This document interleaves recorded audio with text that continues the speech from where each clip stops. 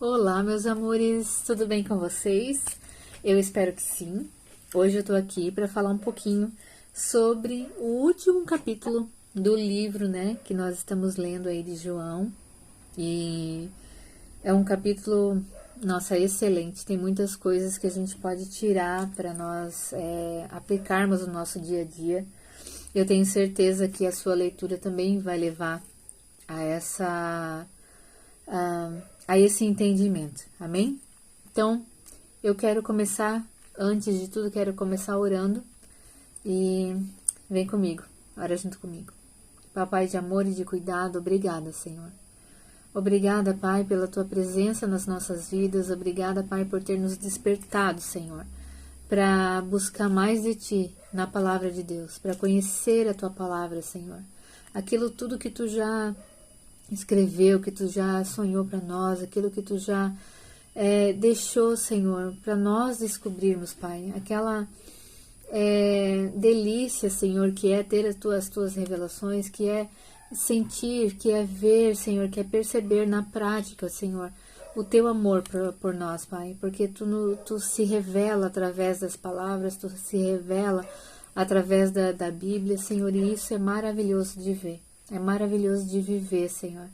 Eu oro, Pai, para que tudo que nós estamos lendo hoje aqui, o que nós vamos ver nesse vídeo, a gravação desse vídeo, que entre, Senhor, em meu coração, no coração de cada pessoa que vai ver esse vídeo, Senhor, e que germine, Papai. Que não seja só uma palavra dita ou uma palavra que entra, Senhor, num ouvido, sai pelo outro, mas que realmente ela permaneça na nossa vida, Pai. Em nome de Jesus, Senhor, que nós geremos muitos frutos através dessa palavra. É isso que eu oro, que eu te peço e eu te agradeço, Senhor, em nome de Jesus. Amém. Então, eu me chamo Sara, eu faço parte do Tropa de Elite de Jesus, do grupo Techuvá, que é um grupo no WhatsApp de leitura e meditação da Bíblia.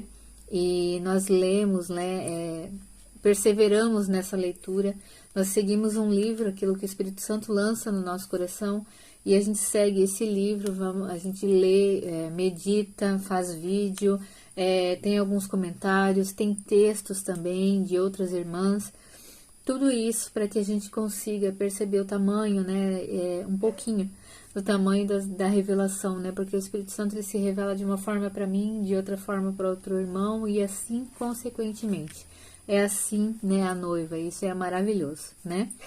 Então, eu quero falar um pouquinho com vocês sobre o capítulo 21, é o último capítulo do livro de João, e é um capítulo extraordinário, tem muitas coisas maravilhosas, como eu já falei, repetindo, né?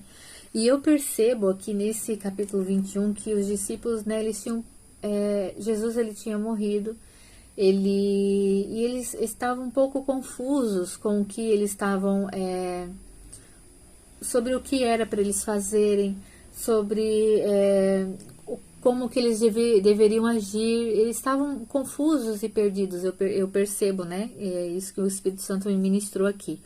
E então, nesse lugar de confusão, de não saber ao certo como buscar e não saber ao certo o que fazer, esse lugar de confusão ele é perigoso.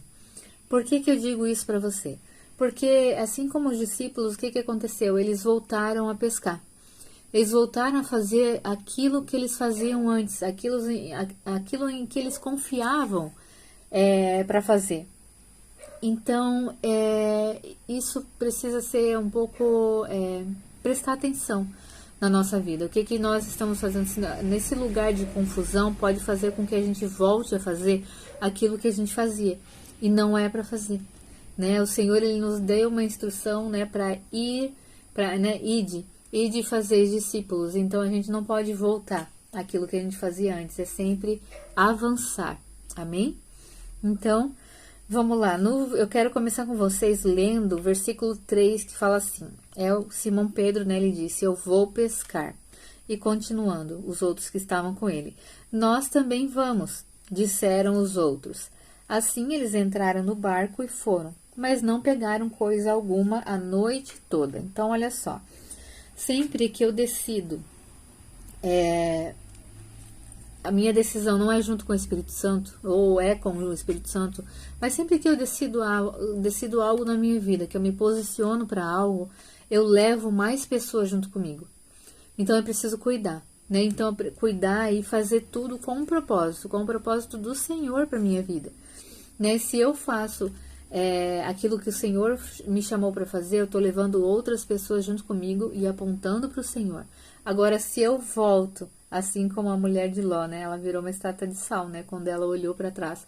Mas se eu volto, eu volto também outras pessoas comigo.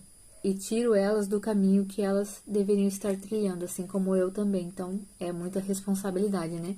A gente precisa sempre cuidar, porque não se trata apenas de nós como indivíduo. Claro, né? O Senhor, a salvação é individual, a gente sabe disso tudo. Mas não é só nós, é um todo, né? A igreja não sou só eu, é um grupo. São milhares de pessoas que formam esse corpo. Amém? E eu preciso me preocupar com todas elas, né? Então, vamos lá. No 4 fala assim, ó. Ao amanhecer, Jesus estava na praia, mas os discípulos não o reconheceram. Então, olha só. Essa confusão, essa ação de me posicionar diferente daquilo que o Senhor me chamou para fazer, ela vai me distanciando do Senhor. Isso faz com que eu acabe não reconhecendo mais a voz dele. Aos poucos, não é de supetão, né? De uma vez só. Mas é aos poucos. Isso vai acontecendo devagarinho. E chega um momento que eu já não reconheço mais o Senhor. E a gente precisa cuidar nisso, né? Então, no 5 ele fala assim, ó. E ele perguntou, o Senhor perguntou: Filhos, por acaso vocês têm peixe para comer? Olha só. Jesus e suas perguntas de sabedoria, né? Você quer ser curado? Vocês têm peixe para comer? Sabe, o Senhor, ele sempre pergunta o que você tem, o que você quer. Ele sempre vem com uma pergunta para a gente se posicionar também e saber realmente o que eu estou fazendo aqui, por que eu, né, para que eu estou indo, para que eu estou seguindo, para que eu estou parada, né? Ele sempre faz essa pergunta. E depois, nos versículos seguintes, a gente consegue perceber ali que a providência, ela sempre vem do Senhor, né? Ele já providenciou tudo. Ele permite com que a gente participe, né, dessa obra junto com ele. Mas veja, ele só apontou, ele disse, olha, volta lá, pesca do outro lado que lá terá peixe. A obediência dos discípulos fez com que eles voltassem lá e eles buscassem e a rede fosse cheia. E então, olha só, que obra maravilhosa, né? Por isso que fala para a gente trilhar as obras que o Senhor ele já completou para nós. É isso, né? Porque a provisão, ela vem dele e é nossa escolha a gente obedecer, querer trilhar isso junto com ele. Amém? Então, no 11 fala assim, ó. Simão Pedro entrou no barco e arrastou a rede para a praia. E havia 153 peixes grandes. E, no entanto, a rede não arrebentou. Olha só. A previsão do Senhor, ela é perfeita. Não há prejuízo, né? E não é algo só... só aquilo, não, é algo que vem assim para transbordar realmente na nossa vida. Glória a Deus por isso, né? Vamos lá, no 12 e o 13 fala assim, ó. E Jesus disse, venham comer, disse Jesus. E nenhum dos discípulos tinha coragem de perguntar, quem é você? Pois eles sabiam muito bem que era o Senhor. Então Jesus lhe serviu o pão e o peixe. Olha só. Jesus, ele tem esse desejo de ceiar conosco. Ele tem ele quer isso.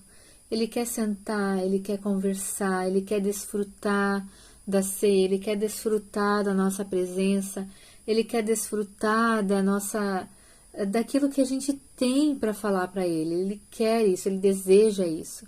Quantas vezes, né, ele fez isso com os discípulos dele? E isso nos ensina que ele quer sim, ele quer desfrutar desse relacionamento, né? Então, que a gente, né, eu e você, que nós possamos desfrutar desse relacionamento com o Senhor, amém?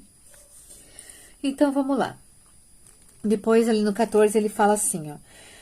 Foi a terceira vez que Jesus apareceu a seus discípulos depois de ressuscitar dos mortos. Então, olha só. Lá, Jesus apareceu para seus discípulos algumas vezes, durante 40 dias, né? A gente pode confirmar isso lá em Atos, no capítulo 1, versículo 3, ele fala que Jesus apareceu, né, para seus discípulos aí durante 40 dias, depois que tinha ressuscitado. E no 15 fala assim: depois da refeição, Jesus perguntou a Simão Pedro: Simão, filho de João, você me ama mais do que a estes? Então, olha só. Jesus, ele entra com cura na vida de Pedro. Por quê, né? Porque Pedro, ele tinha negado Jesus por 3 vezes lá antes que o galo cantasse, né? Nos capítulos atrás. Então, Pedro, eu imagino que Pedro, ele estava extremamente triste com essa situação, decepcionado consigo mesmo, por ter realmente negado o Senhor, né? Porque ele amava o Senhor, ele amava do profundo do coração dele, mas ele teve medo e ele, né, acabou fazendo aquilo que o Senhor já tinha falado para ele. E eu acredito que ele tinha medo de não ser mais aceito, né, por Jesus, porque na hora que Jesus estava passando por aquela dificuldade terrível, ele não foi capaz de estar ali com Jesus e ele acabou negando. Isso acontece, né, conosco também. O tempo todo a gente nega Jesus, não com as nossas palavras, mas com a nossa obediência, com os nossos atos. E a gente também se sente dessa forma. Mas olha só, o Senhor, ele vem para curar isso, né, na vida de Pedro, para tirar isso de Pedro. E Jesus confia a Pedro as suas ovelhas, né, as ovelhas de Jesus, né, as ovelhas que Jesus ama, as ovelhas que Jesus entregou a sua vida, para que as ovelhas dele tivessem, né, acesso a ele, acesso ao Pai novamente. E ele estava entregando essas ovelhas a Pedro, para Pedro cuidar, para Pedro alimentar, para Pedro fazer aquilo que o Senhor, né, confiou a ele fazer. Então, olha que coisa linda, né, que ele fez com Pedro.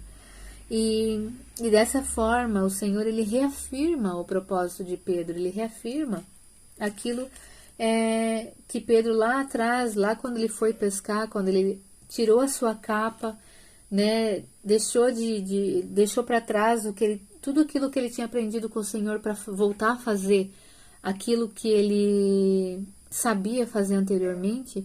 Jesus, agora ele fala: Pedro, né, vem de novo.